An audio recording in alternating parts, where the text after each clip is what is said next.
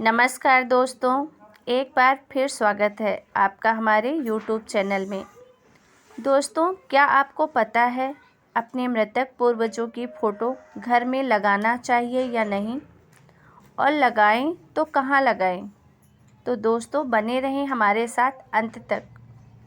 लोग बड़ी दुविधा में पड़ जाते हैं, परंतु इस विषय में हमारे धर्मशास्त्र क्या कहते हैं। पितृपक्ष के दौरान लोग पूर्ण रीति रिवाज के साथ अपने पितरों की आराधना करते हैं।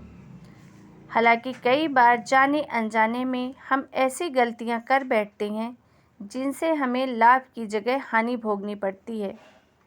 कई बार आपने देखा होगा कि लोग अपने मृतकों के चित्र भगवान के साथ या देवी देवताओं के साथ लगा देते हैं, जबकि ऐसा करना बिल्कुल ही गलत है। इससे आपको लाभ की जगह हानि ही होगी। देवी या देवता पितरों से काफ़ी बड़े होते हैं और ऐसा करना देवदोष माना जाता है। मृत लोगों के चित्र घर के मध्य भाग में कभी नहीं लगाना चाहिए। इससे आपका मान सम्मान कम होता है। साथ ही अतिरिक्त पश्चिम या दक्षिण की दीवारों पर लगाने से भी बचना चाहिए। इससे धन संपत्ति की हानि होती है। पितरों के चित्र घर में एक से अधिक स्थान पर कभी नहीं लगाएं। ऐसा करने से घर में तनाव की स्थिति उत्पन्न होती है।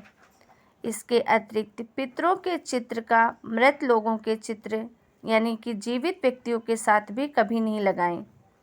इससे स्वभाव में नकारात्मक फैलती है। पूर्वजों के चित्रों को घर के शयन कक्ष या रसोई में नहीं लगाना चाहिए।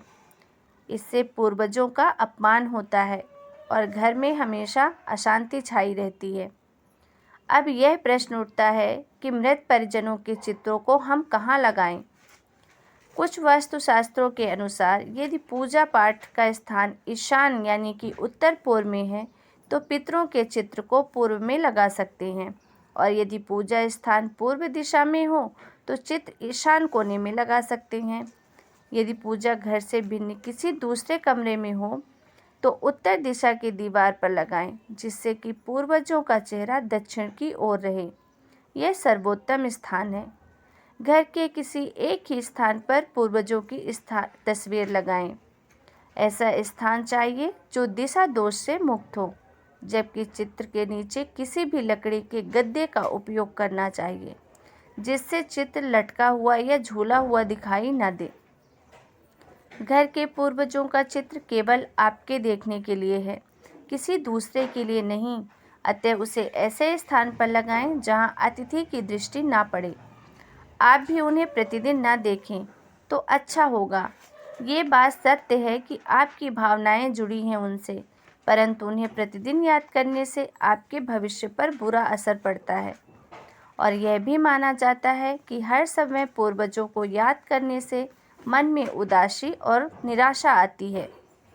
अगर आप अपने पूर्वजों के चित्र को अनुकूल स्थान पर नहीं लगाते तो आपको कई प्रकार की अड़चनों का सामना करना पड़ सकता है, जैसे कि मानसिक अवसाद, व्यापार में नुकसान, परिश्रम के अनुसार फल नहीं मिलना, विवाह या वैवाहिक जीवन में समस्याएं, या संक्षिप्त में कहें तो जीवन के हर क्षेत्र में व्यक्ति और उसके परिवार को मुश्किलों का सामना करना पड़ता है। पितृदोष के अनुकूल ग्रहों पर स्थिति गोचर दशाएं ठीक होने पर भी शुभ फल नहीं मिल पाते। कितनी भी पूजा पाठ देवी देवताओं की अर्चना की जाए, किंतु उसका भी फल नहीं मिलता है। मुख्य रूप से पितरों के 5 ऋण होते हैं: मातृ ऋण, पितृ ऋण, मनुष्य ऋण, देव ऋण और ऋषि ऋण। ऋण न चुकाने पर हमें निश्चित रूप से श्राप मिलता है। पितृदोष निवारण की संपूर्ण जानकारी और इनके उपाय के लिए आप हमारी यह वीडियो देख सकते हैं। पितृदोष मुख्यतः 2 प्रकार से प्रभावित करते हैं: अधोगति और ऊर्ध्वगति। अधोगति वाले पितरों के देशों का मुख्य ऋण परिजनों द्वारा किया गया गलत आचरण, अतिरिक्त इच्छाएं, संपत्ति के प्रति मोह और उसका गलत लोगों द्वारा उपभोग है। और परिवार के किसी प्रियजन को अकारण कष्ट देने पर पितृ क्रोधित हो जाते हैं और परिवार के सदस्यों को श्राप दे देते हैं और अपनी शक्ति से नकारात्मक फल प्रदान करते हैं। ऊर्ध्व गति वाले पितृ सामान्यतः पितृदोष उत्पन्न नहीं करते, परंतु उनका किसी भी रूप में अपमान होने पर अथवा पारंपरिक रीति रिवाज निर्वहन न करने पर पितृदोष उत्पन्न होता है। कई बार हम देखते हैं कि जीवन में परेशानियां समाप्त होने का नाम ही नहीं लेती। वो चाहे जितना भी समय और धन खर्च कर लें, परंतु कार्य सफल ही नहीं होता।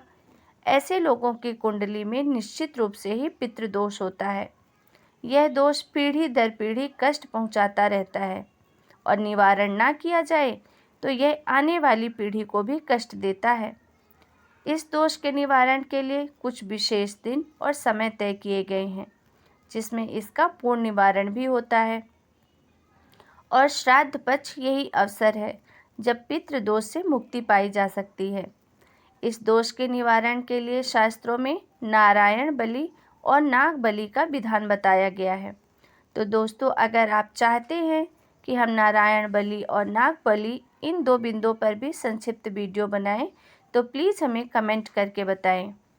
आज के लिए बस इतना ही। जानने से पहले हमारे चैनल को सब्सक्राइब अवश्य करें। तब तक के लिए आप सभी को राम राम। अपना और अपने परिवार का ध्यान